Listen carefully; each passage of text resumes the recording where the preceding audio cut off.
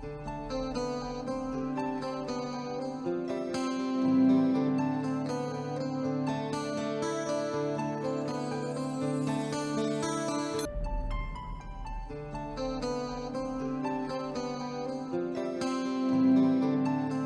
é o programa Fator Paranormal, capítulo 24. Meu nome é Kátia de Gaia, para quem não me conhece, e eu venho em todos os capítulos anteriores traçar algo sobre a minha trajetória espiritual e paranormal. Eu gostaria de colocar neste capítulo um pouquinho mais sobre as questões emocionais, as questões afetivas. Porque assim, eu chego a uma conclusão hoje do quanto as questões emocionais, as questões afetivas, as nossas carências nesse setor mexem demais com a gente. E com isto faz com que a nossa vida desande nas outras áreas. Então, você que já passou aí por um problema espiritual ou até mesmo um problema emocional, sabe o quanto isso abala os outros setores da vida. Mas falar de afetividade aqui neste momento traz assim, algumas memórias para mim. Eu não vou aqui salientar o meu problema exatamente, mas eu gostaria de dar algumas pitadas sobre algumas coisas que aconteceram dentro da minha trajetória afetiva e o quanto isso me afetou. Então, de repente, você vai encontrar um link que você também vai poder pensar. Então, digamos assim, teu grande amor, teu primeiro amor, ali na sua adolescência. Então, como que é isto? Você simplesmente esquece de estudar, esquece que tem amiguinhos, para você ficar o quê? O tempo todo só com aquela pessoa. Isto é correto? Não, não é. O que é correto? Quando você está com alguém, independente de qualquer coisa, você manter a sua individualidade, manter as suas atividades, manter a sua vida seguindo normalmente, independente de qualquer coisa. Mas as pessoas hoje em dia, quando elas têm um relacionamento, simplesmente elas mudam.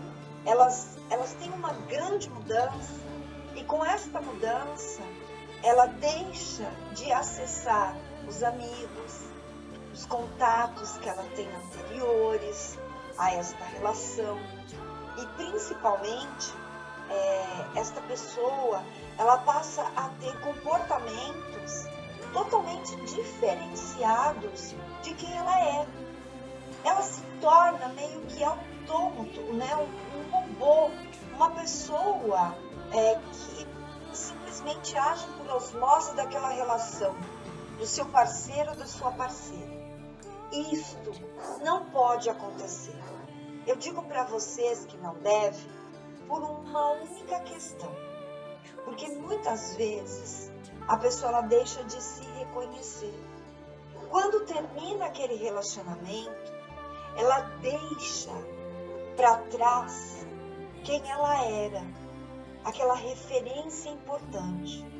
Então, eu já passei por isso, provavelmente você já passou por isso. Mas quando a gente tem consciência, a gente não precisa mais passar por isso. Os relacionamentos afetivos verdadeiros, reais, eles não precisam te modificar, como você também não pode, não deve modificar o outro. Para pensar que quando você conhece alguém, aquele alguém você conheceu daquele jeito.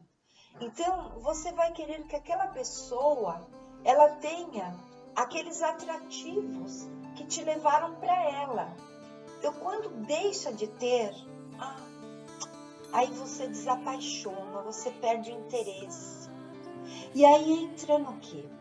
Naqueles relacionamentos que eu tenho certeza que você já teve, né? Traiu ou foi traído? A traição, na verdade, é um componente de ajuste da pessoa, porque é um comportamento, é um padrão. Você não trai a outras pessoas, você trai a si próprio. Eu sei que eu já devo ter falado isso lá atrás, mas eu gostaria de deixar isso muito claro, porque as pessoas que são traídas, elas se tornam amargas, elas se tornam magoadas demais. E, sabe, a gente precisa aprender a contornar esta situação e aprender com esta traição, de que na verdade você abriu portas para que acontecesse isso. Então, quando você é traído, quando você trai, você está quebrando com alguns votos seus pessoais. Você está deixando de passar crédito ou de dar credibilidade ao outro. Isto acontece quando você se torna uma pessoa que você não é. Uma pessoa que cobra demais, faz cobranças, demais, ou está num ponto onde, em desvantagem, você deixa o outro realmente ser além, estar além daquilo que você possibilitou. Então você dá poder para o outro agir sobre você de uma forma desrespeitosa. Então, pense nisto. Uma outra questão é você lidar com pessoas que têm vícios. Seu parceiro, sua parceira tem vícios, tem problemas emocionais, ou é um dependente químico, ou é uma pessoa que sofre de um problema de alcoolismo. Enfim, qualquer situação assim. Você já se viu nesta situação? Você parou para pensar quantas desculpas você dá por esta pessoa perante aqueles que você conhece? Você passa a viver uma mentira. Você passa a ficar o tempo todo se desculpando pela outra pessoa. Você não precisa fazer isso. Se esta pessoa não quer ajuda, não adianta você fazer o máximo melhor possível, porque esta pessoa ela tem que querer ajuda, querer mudar, querer parar, querer ter outros comportamentos. Enfim, é muito difícil conviver com pessoas que têm este padrão, viciante. Eu me lembro numa ocasião que eu tinha uma relação afetiva com uma pessoa que, dentro da minha visão, é alcoólatra, mas a pessoa nunca aceitou isto. E esta pessoa, às vezes, erguia a voz, e por estar na minha casa, eu dizia: jamais grite na minha casa, porque na minha casa mando eu.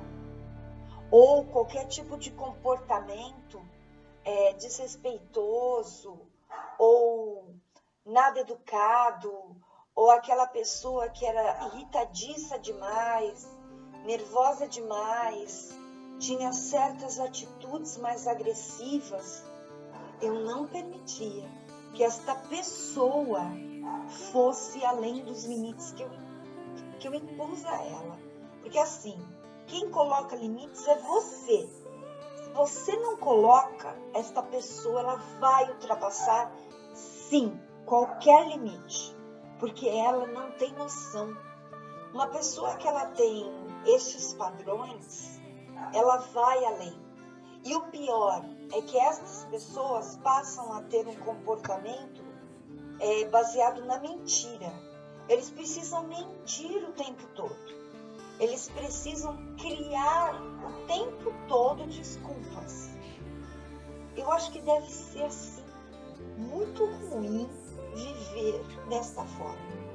Eu convivi alguns meses com algumas pessoas, porque ninguém é perfeito, E eu já passei por algumas pessoas que tinham alguns vícios. E eu vou dizer que eu não quero isso para minha vida, eu não aceito isto para mim. Eu sou uma pessoa que eu não tenho vício nem por uma bala, sabe? Até o horário de remédio eu esqueço, então eu não crio esses padrões rotineiros. Então, eu não estou aqui dizendo que é errado você ter a sua rotina com certas coisas, mas eu sou uma pessoa que eu não me apego. Então, eu acho que é muito complicado conviver com pessoas que têm apegos, que têm esses vícios, porque elas acabam deixando as outras pessoas que estão ao redor dela também doentes. E estas pessoas, se elas não tomarem cuidados, elas podem adoecer muito mais do que o próprio doente ali ou aquela pessoa viciada. Pense nisso. E outro padrão também é uma pessoa